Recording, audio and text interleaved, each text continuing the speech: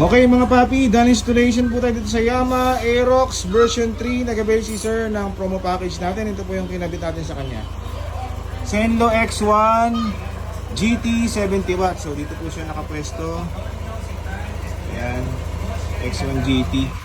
Ang ilaw po nito, low beam, white, high beam, yellow. So Zenlo X1 GT 70 watts. Sa mga switch po, ito yung ating gamit. XCL 3-way switch, so doon siya nakapwesto. Sa passing lights, ito yung kinabit natin na stainless passing switch, naka-bracket yan.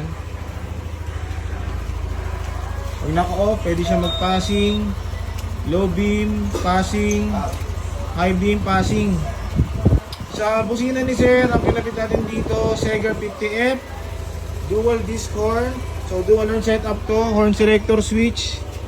Naglagay tayo dito. May halo switch po sana, halo switch mo.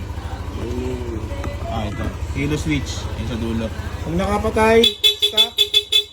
Then merong rapid, then switch, trigger horn, then rapid. So nagra-rapid siya, tsaka combo lights.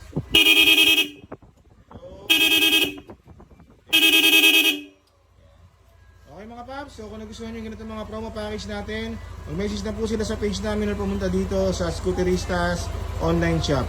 Maraming salamat po.